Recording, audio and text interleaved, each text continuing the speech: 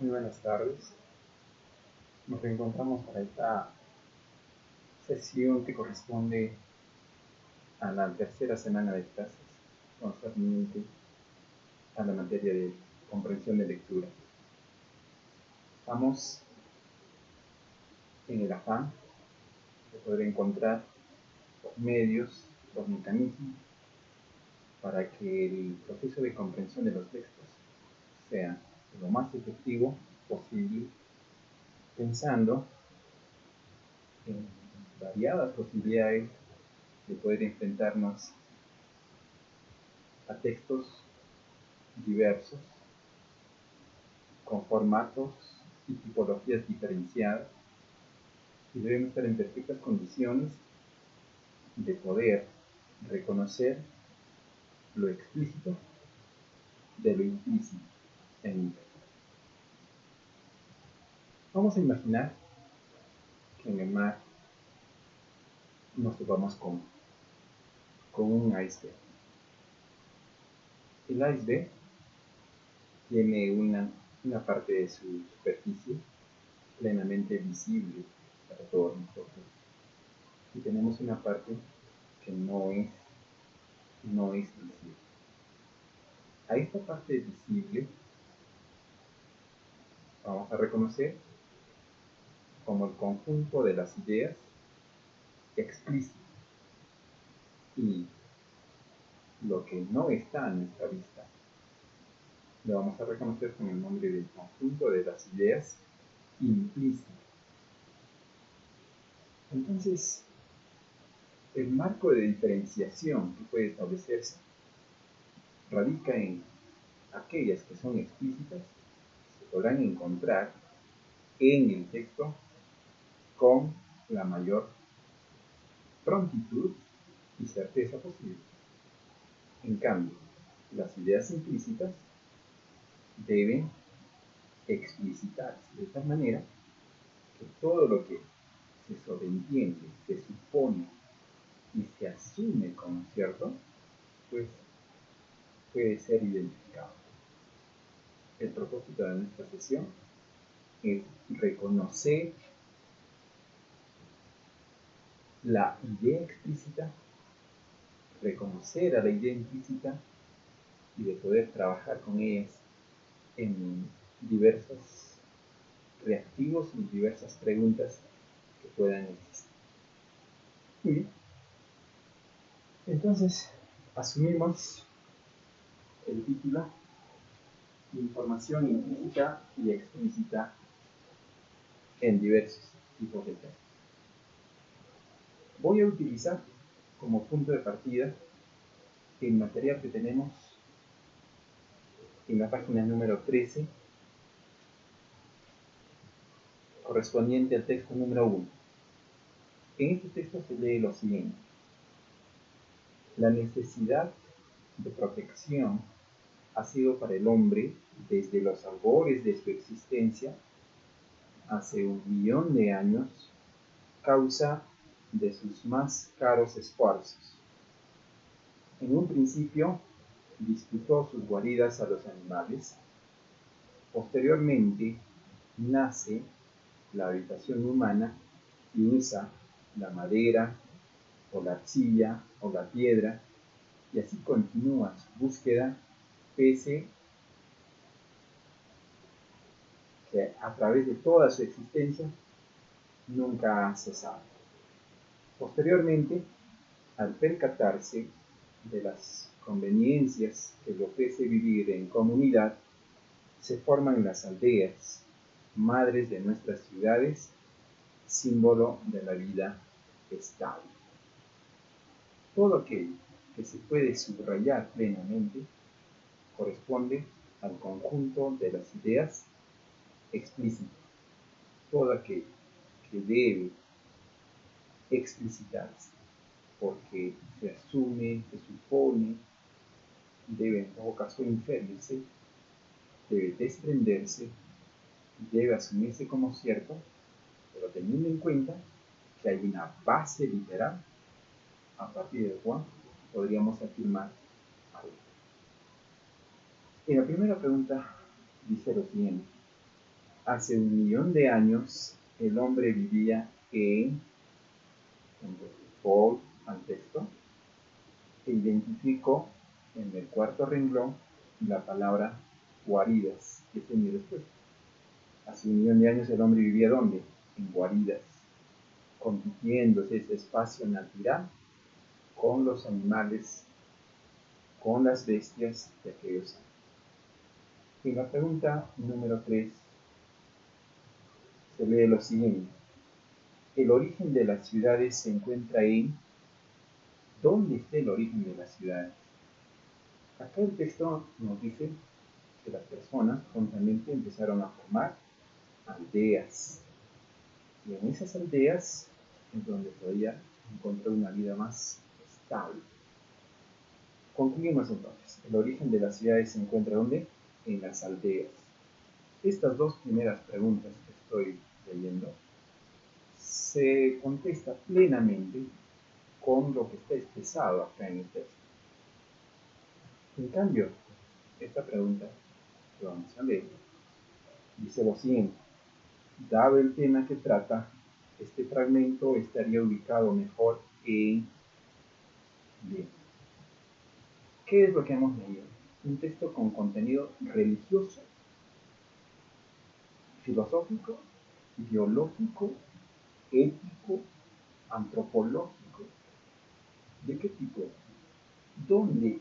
¿A qué texto pertenece? ¿A qué tipo de texto por su esencia, por su naturaleza, pertenecería este fragmento? Obviamente, debemos encontrar los canales que nos conduzcan a una respuesta única, inequívoca. Se me está hablando acerca de la situación del ser humano, de cómo a través del tiempo ha tenido que luchar y ubicarse en un espacio, en un lugar. Entonces, de las opciones que yo he mencionado, podemos confirmar categóricamente que no hay una connotación filosófica ni estética, no hay un tamiz artístico, tampoco es de naturaleza biológica. Yo creo que podríamos tranquilamente orientarnos a la última opción que yo mencioné, que era la palabra antropológica, es decir, que puede tener por su naturaleza una ubicación más cercana, más propia, más próxima a un texto de contenido antropológico, Por lo mismo, en esta pregunta, yo creo que podemos ya estar confirmando la idea de que el texto pertenece por su naturaleza a una connotación, los ribetes y la silueta de un texto antropológico. Ahora, esta respuesta no está en no tengo la palabra antropológica en el texto, pero sí, los humanos estamos en condiciones de poder reconocer esta respuesta, pero partiendo, entonces, ¿de qué? De ciertas palabras y frases que aparentemente sueltas nos sirven como punto de partida para llegar a esta respuesta. Que me hable del ser humano, su preocupación por encontrar un espacio donde vivir, que me hable de la palabra guarida, de la palabra aldea, de la palabra ciudad. Entonces, de hecho, eso nos conduce a tal respuesta, pero hay un detalle. Rotunda y categóricamente, no puede desprenderse un razonamiento, no hay una base literal de donde puedo yo desprender. Bien, una pregunta adicional. Dice, la vida estable ha sido posible gracias a... La vida estable ha sido posible gracias a... El texto base lo encontramos en la página 13, correspondiente a esta tercera semana. Dice que la vida estable ha sido posible gracias a ¿qué?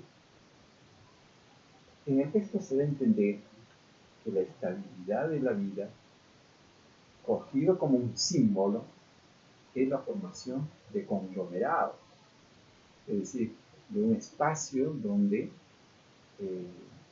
un número importante de personas se reúne y habita en tal lugar, encuentra en ese espacio condiciones básicas y elementales para vivir. Entonces acá, si voy a buscar un antecedente, una premisa, una razón para hablar acerca de la vida estable, indudablemente está en la conformación y formación de aldeas, en la formación de ciudades, cronológicamente. Esta respuesta no necesita inferir, no necesitamos extender. Es una respuesta que tranquilamente se puede reconocer en el texto. Si bien es cierto, no vamos a encontrar muchas veces en las alternativas o en las claves de respuesta exactamente tal cual ha sido mencionado por el autor, entendemos que esa es una respuesta de naturaleza literal, explícita, está dicho, yo no tengo mucho que desprender, por lo tanto, una respuesta explícita ubicada casi al final del texto. Última pregunta sobre este texto. Dice, la idea principal de este párrafo se refiere, ¿a qué se refiere? Bueno, dependiendo del tipo de texto, dependiendo de la orientación que le pueda dar el autor, la idea principal puede ser fácil y plenamente reconocida, identificada como una cuestión explícita, como también podría ser materia de un desprendimiento, lo cual me permite plantear una afirmación previa, que las ideas principales pueden ser explícitas o pueden ser implícitas, dependiendo del texto. No siempre lo encontramos así fácil de reconocer, sin subrayar, ¿no? Y decir, esta es la idea.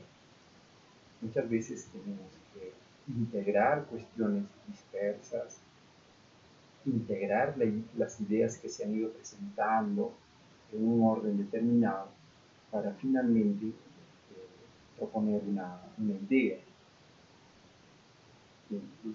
Y eso nos hace suponer que las ideas explícitas o implícitas dependen, uno, del autor obviamente, o de las condiciones del texto, y también podría ser pensando en que el autor ha escrito ese texto para un tipo de lector. Si ha pensado en profesionales, muchas veces las ideas pueden estar ahí implícitas y un lector iniciado necesita todavía inferir, desprender razonamiento. Muy bien. Asumo que cada idea principal se sostiene en que la razón de ser de las aldeas y la ciudad se debe justamente a una búsqueda, a una pretensión del ser humano de encontrarle estabilidad a su existencia. Bien, este texto está acompañado justamente de estas 5 preguntas con sus respectivas alternativas, que después lo vamos a ver. Antes, permítanme esbozar algo de teoría que nos permita tener un panorama y podamos absolver nuestras dudas con mayor lucidez y pertinencia. Bien, la información de un texto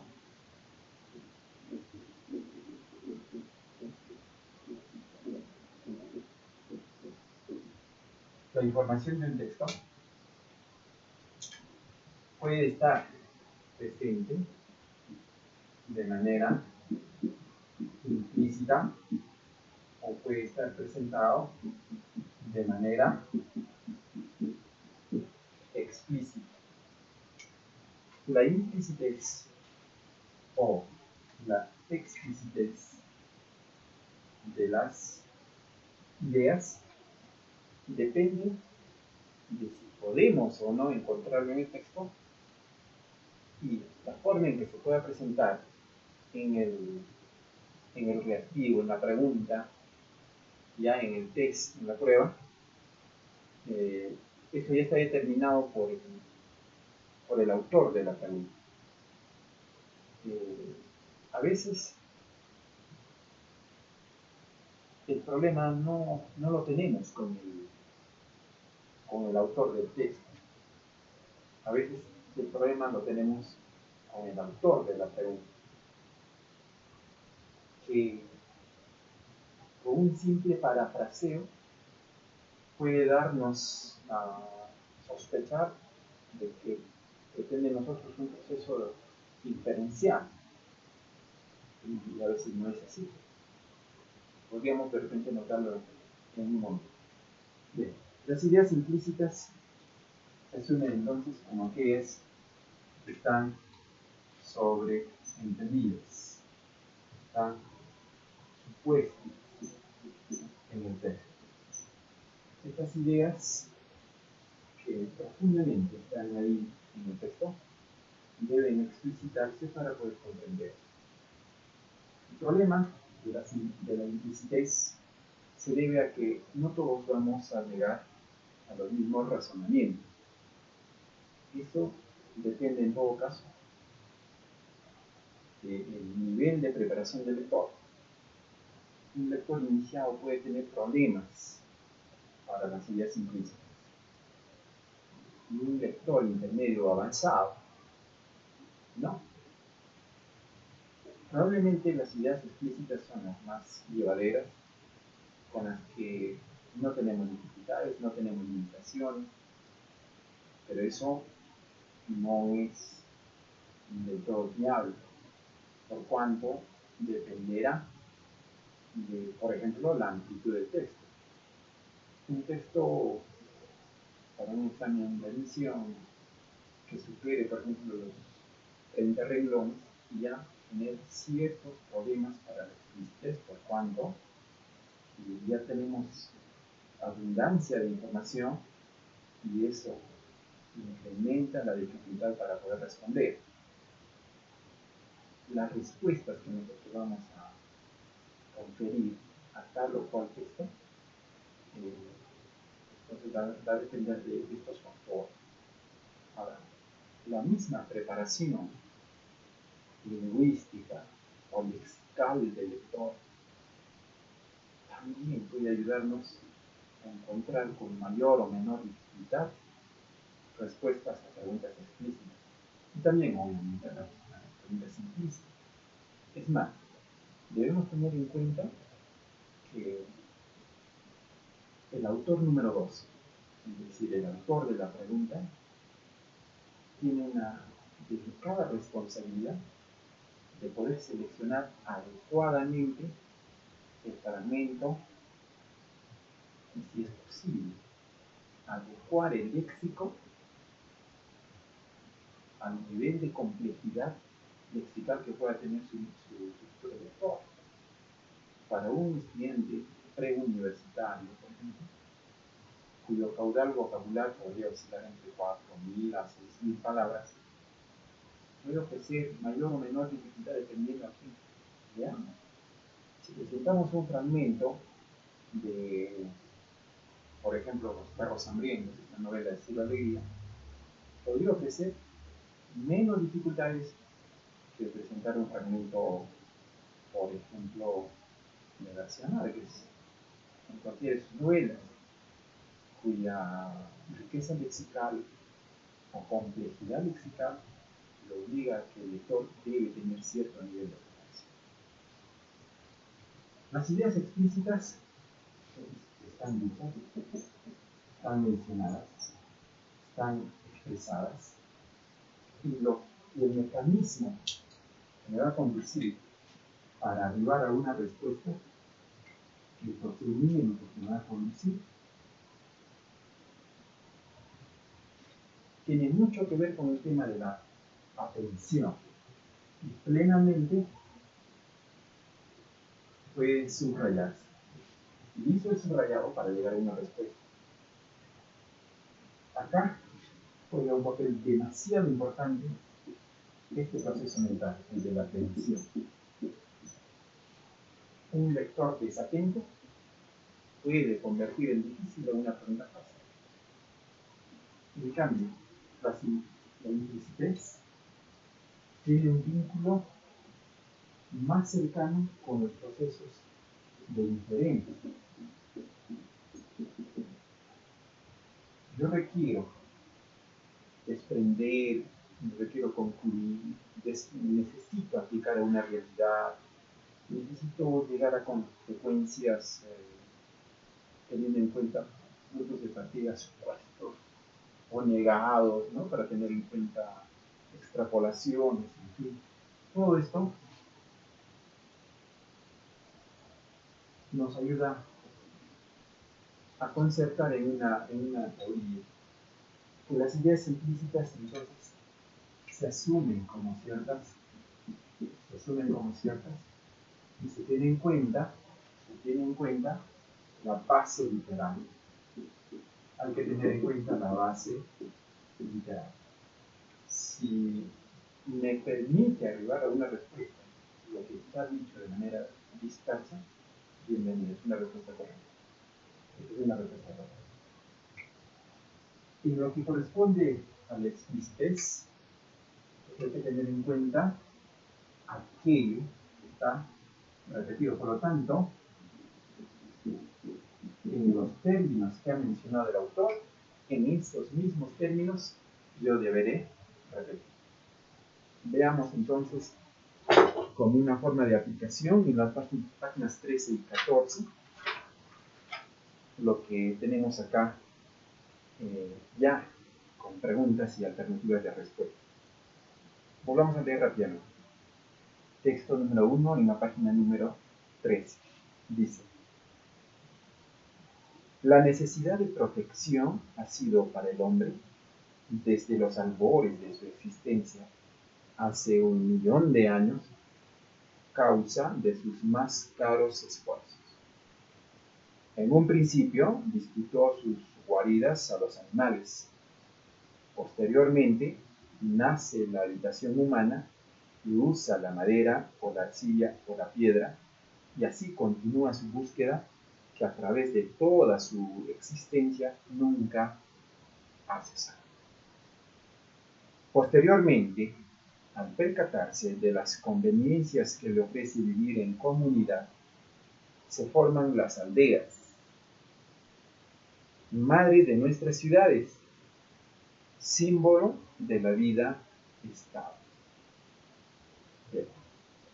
Pregunta: hace 1.000.000 de años el hombre vivía en ¿dónde? ¿Qué hemos dicho hace un momento? Dijimos que había vivido en guaridas. Y dentro de las alternativas de respuesta, tengo 5 opciones que tú lo puedes leer en este momento. Dice en habitaciones de madera, chozas de adobe, refugios naturales y aldeas primitivas.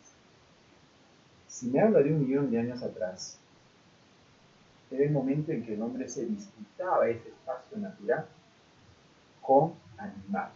Entonces la respuesta se define en la alternativa D, en refugios naturales.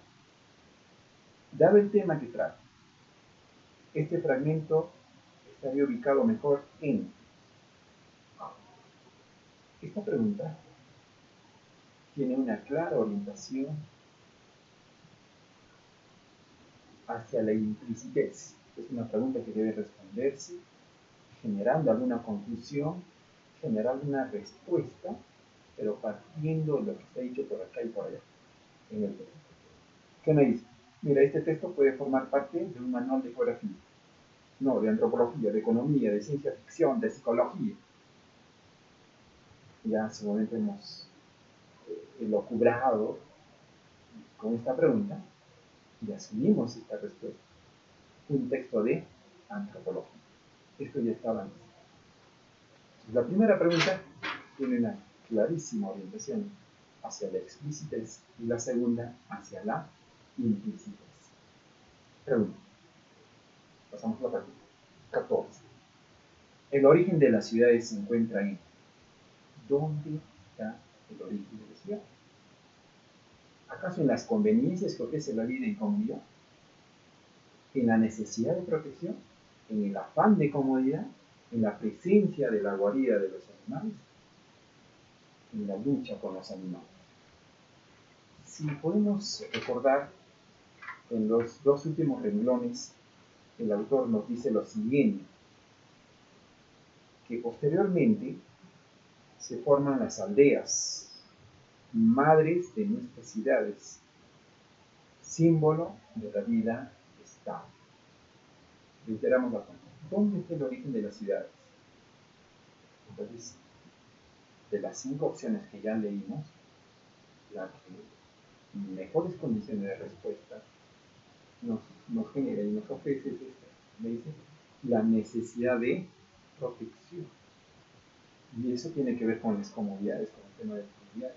Pero propiamente es la necesidad de protección la que nos va a conducir hacia la formación de ciudades. La vida estable ha sido posible gracias a qué? ¿Gracias a qué? Esta pregunta tranquilamente tiene relación subrayable con el texto. La vida estable ha sido posible gracias a qué? A la formación de aldeas y a la formación de ciudades. ¿Qué nos provee la aldea? Protección, estabilidad. ¿Qué nos provee una ciudad? ¿Qué? Nos provee estabilidad. Bien, esta penúltima pregunta con la alternativa C. En la pregunta número 10, la idea principal de este párrafo se refiere, ¿a qué se refiere? Ya habíamos anticipado y dijimos en su momento que la idea principal de este texto no es plenamente subrayable, sino que acá se subraya el primer renglón y se acabó. No. Lo que acá necesitamos es generar algún mecanismo de naturaleza inferencial. Necesitamos eso, algún mecanismo de naturaleza inferencial. Por un lado, desprendemos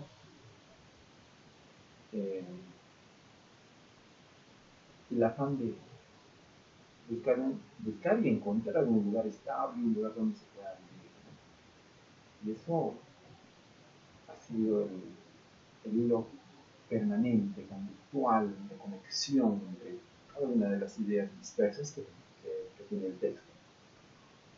Dentro de las posibles respuestas me dicen que la idea principal de este párrafo se refiere a la evolución del hombre. Y bueno, algo tiene que ver, pero no es rotundamente la respuesta, por cuanto estaremos sesgando hacia cuestiones secundarias o tal vez terciarias. Acá tiene que ver la búsqueda de un espacio donde vivir para encontrar comodidad. A la lucha del hombre contra los animales, también se relaciona, sí, tangencialmente, correcto, pero no es la respuesta. A las respuestas que el hombre ha hallado a su necesidad de protección, mucho más próximo, mucho más adecuado de repente, al uso de la madera, la arcilla y la piedra en la construcción de habitaciones. Eso tiene que ver con una cuestión secundaria. Al origen de la vida estable o sedentaria del hombre. Bueno, algo también tiene que ver con el tema este de la estabilidad, que indudablemente la más próxima, la más cercana, es que el hombre ha buscado y finalmente ha hallado un espacio de protección que se llama aldea y que se llama ciudad. Muy bien, entonces, en suma cuenta, las ideas explícitas son aquellas que están en el texto literalmente mencionado, que se puede utilizar para múltiples respuestas, teniendo en cuenta un simple subrayado, una simple identificación o señalización de que esta idea se encuentra en tal o cual lugar. Por otro lado, las ideas implícitas son aquellas que subyacen, subsisten, están ahí, pero de manera tácita, de manera sobreentendida, de manera supuesta, tal como hemos establecido esta analogía con un iceberg, ¿no? Esa parte que no se ve, esa parte que está oculta, que está presente, tiene que ver con las cuestiones lingüísticas. Bien, vas a leer el texto número 2 y en la primera pregunta se plantea lo siguiente. ¿Qué es una cultura oral?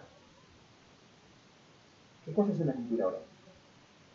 Acá el texto nos habla acerca de un paralelo, de una comparación que se establece entre una cultura que está sometida a la escritura como forma de registro de los pensamientos, de las reflexiones humanas, por un lado, y por otro, el tema de la cultura oral, que tiene mucho que ver con el tema de la transmisión y conservación del pensamiento humano, que obviamente es el más duradero, cronológicamente hablando, cuanto más tiempo al haber vivido el ser humano transmitiendo su cultura, transmitiendo sus saberes, sus experiencias, sus temores, sus fobias, sus manías, a través de la oralidad. Es decir, con esta necesaria relación entre los seres humanos transmitiendo esa herencia a futuras generaciones. ¿Qué cosa es una cultura oral? En suma cuenta será pues un espacio cultural donde predomina la oralidad, ¿no? Donde predomina el recurso lingüístico complementado con los recursos no lingüísticos, es decir, con el conjunto de los gestos antropológicos que identifican al ser humano. En la pregunta número 12, ¿qué es la escritura? Acá en el texto se hace un recuento cronológico de cómo la escritura se ha ido formando. Entonces, podemos responder en términos de explicitez y decir que viene a ser una representación gráfica del pensamiento humano que ha merecido cierto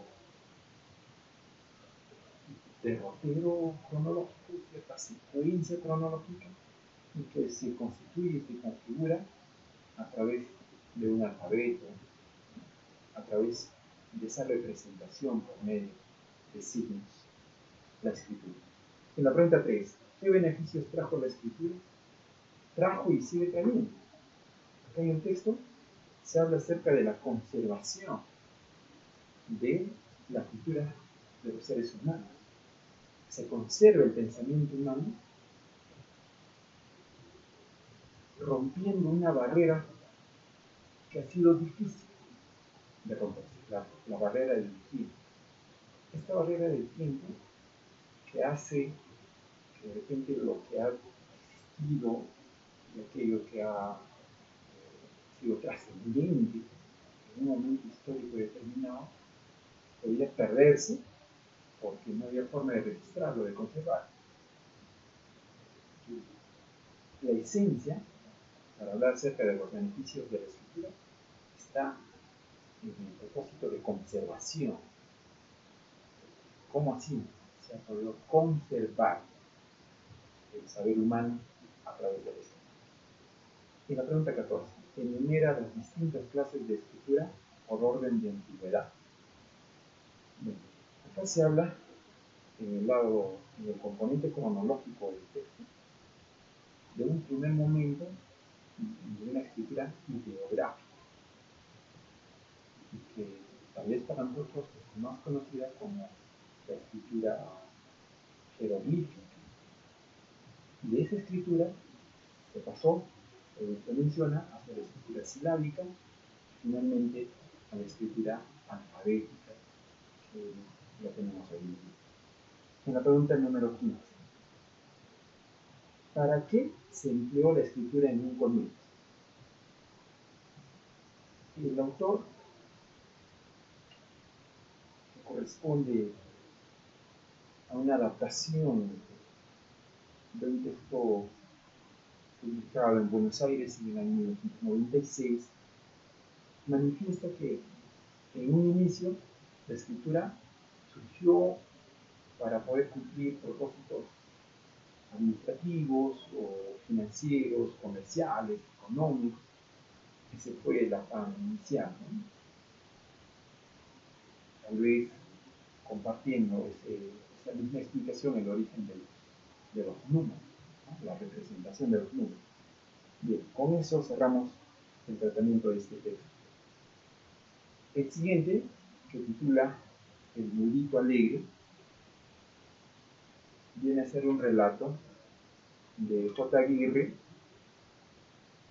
titulado El Mudito Alegre, que consta de un buen número de párrafos y que está acompañado por un glosario de palabras que podía de alguna manera generar alguna publicación en nosotros acerca de su contenido. Está acompañado de una serie de preguntas que se leen de la siguiente manera. Dice, pregunta número 18. ¿De qué modo se comunicaban los vecinos del pueblo antes y después que Damiancillo naciera? ¿Qué sucede? Cuando nació Damiancillo, creyeron que era un integrante más de la comunidad y por lo mismo no hacían tal diferencia como en adelante no lo van a hacer. El asunto es que las personas van dándose cuenta de a poco que Damiancillo tiene necesidades especiales y que esas necesidades especiales involucran, por ejemplo, que no puede expresar palabras. Esta condición de mudez es plenamente aceptado y tolerado por el pueblo, al punto que toda la población termina comunicándose de manera gestual. Este relato puede contener una gran enseñanza en estos momentos difíciles que estamos pasando, ¿no? ¿Qué sucede si encontramos una persona que, por ejemplo, podría estar este portador del coronavirus? ¿Qué hace el resto de la población? Podría muy bien asociarse con ese tema. Sí. Bueno, antes del nacimiento de este niño, en la comunidad se comunicaba por medio de recursos verbales y no verbales. Luego, tras el nacimiento y la identificación y reconocimiento de ciertas limitaciones en este nuevo integrante de la comunidad, ¿qué hace? Empiezan a comunicarse de manera gestual. Enumera otros medios que las personas pueden usar para comunicarse. Bueno, esta es una pregunta que se desprende a raíz de lo dicho en el texto. Si inicialmente se comunica de manera lingüística, ahora han optado por mecanismos no lingüísticos. Esa es la respuesta. Podríamos utilizar, aparte de la palabra, tal vez ademanes, tal vez gestos, podríamos utilizar los recursos paraverbales, en términos del tono, el timbre, la entonación, en términos de la fluidez, pueden darle ciertos matices a esta expresión. Esa es la respuesta. La pregunta número 20. ¿Qué quiere decir que los vecinos del pueblo de Damiancillo vivían en sociedad? Esto es más o menos como un uno para todos y todos para uno. Si el individuo tiene algún problema, la comunidad lo acepta y modifica algunas costumbres, algunos usos, y sobre todo modifica la manera en que todos se comunican con la medicina. Eso es lo que ocurre. La pregunta 21. ¿Hay comunicación en este texto? Indica quién habla, a quién y qué dice y cómo lo dice. Bueno, vamos a ir en orden. ¿Hay comunicación? Sí. Si bien es cierto, la comunicación oral es predominante en el conjunto de todas las comunidades humanas, pero eso no significa que sea la única. Encontramos otras formas, otros mecanismos, y eso es lo que ocurre. Indica quién habla. Bueno, habla J. Aguirre, el autor está hablando, el enigma, la fuente. ¿A quién? Bueno, le habla al lector, ¿no? Nos habla a nosotros como lector. ¿Qué le dice? Todas las necesidades, ¿ah? Todas las limitaciones, todas las preocupaciones. ¿Y cómo se lo dice? Haciendo uso de los mecanismos gráficos o visuales que dan. Esa es nuestra respuesta. La pregunta 22. ¿Pueden comunicarse los animales? ¿Relaciona la comunicación humana con el animal? ¿Son iguales? ¿Y en qué se parecen y en qué se diferencian?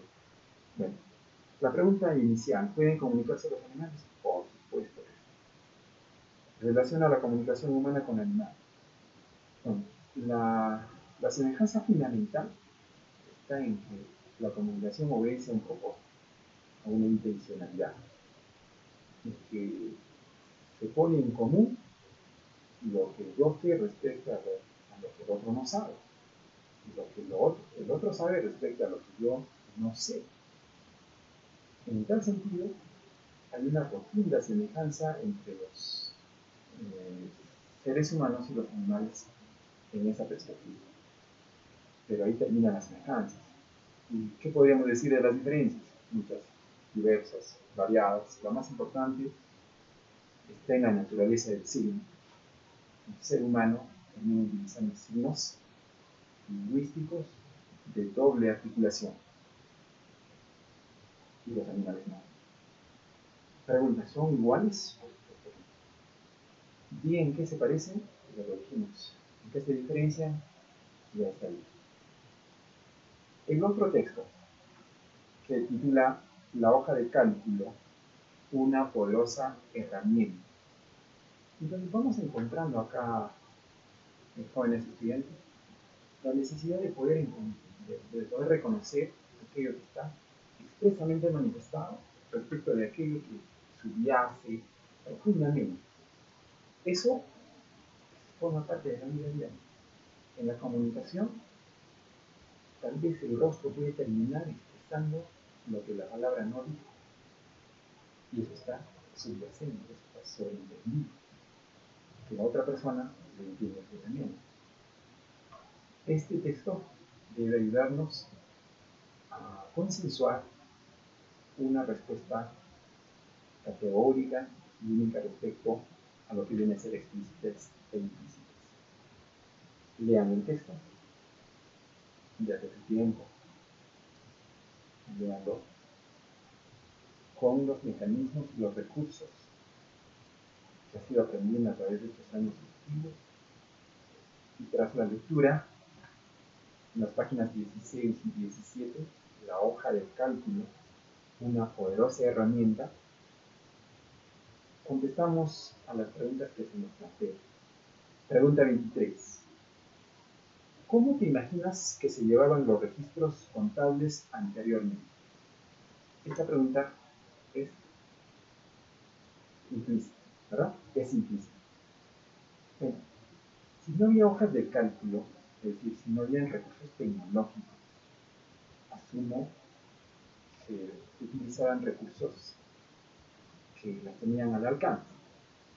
Vale decir, de repente hojas de cuenta, los famosos libros, ¿no? Los libros, el libro mayor, el libro menor, ¿cierto? Es decir, utilizaban mecanismos donde tal vez el contador o cualquier persona que tenía necesidad de hacer sus cuentas, ¿no? Sus finanzas, utilizaba recursos no tecnológicos, papel y el lapicero, ¿no? Esa es nuestra respuesta. Pregunta 24. Hoy en día, ¿cuál crees que son las ventajas de sistematizar la información? Bueno, vamos a trabajar acá en términos de explicitez. El autor manifiesta en el párrafo inicial, casi al final del texto, dice lo siguiente: sin tener que hacer miles de cálculos manuales, explorar varias alternativas, haciéndose preguntas del tipo, ¿qué pasa si? La forma ¿qué pasa si? Es de tipo de extrapolación. Las extrapolaciones tienen que ver con el decir con las ideas implícitas. ¿Qué pasa si? Esa es una extrapolación por condición supuesta. ¿Qué pasa si esta cuarentena se alargara una semana más? O durase una semana menos. ¿Y qué pasa si ya se acaba la cuarentena? ¿Qué va a pasar? ¿Vamos a regresar inmediatamente a las aulas? Esas, por ejemplo, pueden ser tomadas como marco o punto de partida para comprender esta pregunta. Pregunta. ¿Qué tenemos en cuenta entonces? ¿Cuál crees que son las ventajas de saber sistematizar la información? Bueno, la persona puede trabajar tranquilamente con su idea, puede asumir. Eso nos puede ayudar a proyectar, a anticiparnos a los hechos y a las consecuencias. Pero una respuesta contundente sería, nos permite extrapolar. ¿Sí? Nos permite reflexionar en escenarios supuestos, distintos a que están mencionados. Y eso para la vida diaria es problemático. Pregunta 25. ¿Qué función cumple la operatividad de la hoja de cálculo en las grandes empresas? También explicitado. El autor manifiesta que las grandes empresas, o en general las personas, podríamos economizar tiempo y podríamos economizar dinero haciendo uso, ¿ya?, de la hoja de cálculo. ¿Quién y en qué año se inventó la primera hoja electrónica de cálculo? Bueno, también explicitado, ¿verdad? Se llama Dan Genscher en 1979. ¿Por qué crees que es importante aprender a manejar la hoja de cálculo? Pregunta 27. Esta pregunta está implícitamente en el texto. Esa implícita se demuestra a partir de que si el autor me mencionó que economiza tiempo y economiza dinero, entonces yo considero que es importante aprender a manejar la hoja de cálculo porque puede reducir nuestros costos, puede maximizar de repente nuestro tiempo. Ahora bien, pregunta final. Menciona algunas características de la hoja de cálculo. Bueno, esto está mencionado, tiene rasgos explícitos. Por un lado, puedo reconocer siete características, ¿okay?, y simplemente transcribe todo lo que el espacio nos permite.